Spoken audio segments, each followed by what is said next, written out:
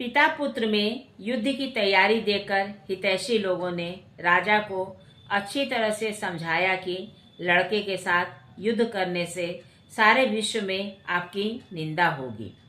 बुद्धिमान शुभ चिंतकों ने उधर श्री प्रेम सिंह जी को यही कहकर समझाया।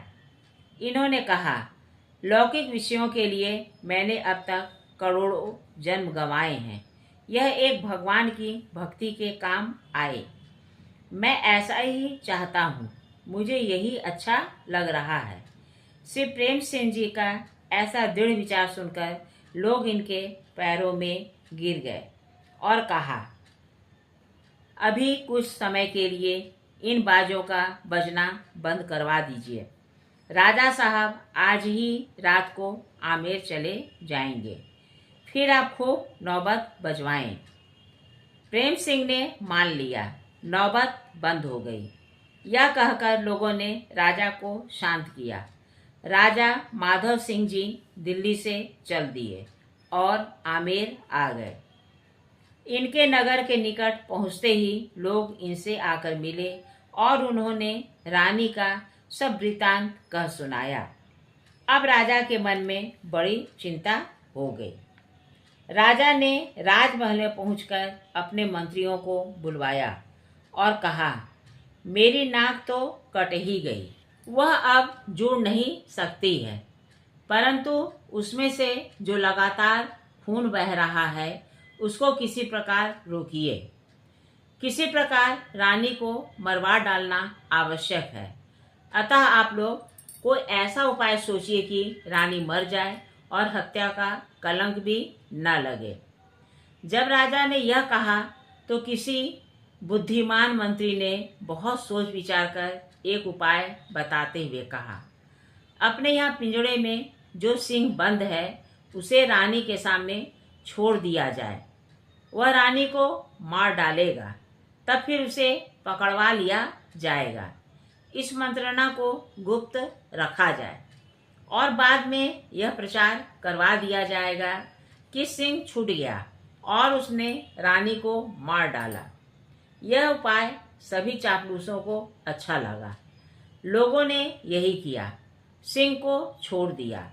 जब वह रानी की ओर आया तो उसे देखकर दासी ने कहा, देखो श्री नृसिंह महाराज आपकी ओर आ रहे हैं, दर्शन कीजिए। जिस समय सिंह आया उस समय अनुराग रंग में रंगी रानी भगवान की सेवा कर रही थी। श्री नृसिंह का शुभागमन सुनकर रानी ने दृष्टि घुमाकर उधर देखा। रानी ने प्रेम भाव से पहचाना और उठकर उनका आदर करते हुए कहा, अहो धन्य है, आज मेरे बड़े भाग्य हैं जो मेरे घर पर मुझे दर्शन देने के लिए श्री नृसिंह भगवान पधारे हैं। रानी की सच्ची भावना थी, अतः भगवान ने अपनी उसी नृसिंह रूप की शोभा का दर्शन कराया। रानी ने फूलों की माला पहनाई और सवार कर तिलक लगाया, आरती की। उसके बाद सप्रेम दर्शन किया तो चतुर्भुज शंख चक्र गदा पद्मधारी श्री नृसिंह जी की शोभा अत्यंत प्रिय लगी। रानी की पूजा स्वीकार करके श्री नृसिंह भगवान रानी के घर से निकले, मानो खंभा फाड़कर बाहर निकले हों। तत्काल उन्होंने विमुखों के समूह को मार डाला। राजा को रानी का समाचार मिला। लोगों ने बताया कि रानी ने सिंह का पूजन किया। शांत भाव से पूजन स्वीकार कर वह वहां से निकला और सैकड़ों लोगों को मारकर जाने कहाँ चला गया। राजा ने सब बातें ध्यानपूर्वक सुनी।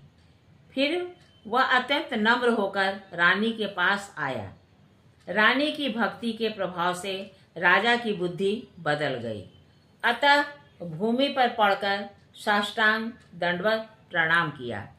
इन्हें प्रणाम करते देखकर दासी के मन में दया भर गई और उसने रानी को सुनाकर कहा, देखो महाराज प्रणाम कर रहे हैं। रानी ने कहा, ठीक है, राजा लाल जी को प्रणाम कर रहे हैं। फिर दासी ने आग्रह करते हुए कहा, आप थोड़ा राजा की ओर घूमकर देखें। रानी ने कहा, ये आंखें एक ओर लगी हैं, अब दूसरी ओर नहीं जा सकती। राजा ने कहा, यह संपूर्ण राज्य और धन आपका ही है, आप इसे स्वीकार कर सेवा में लें।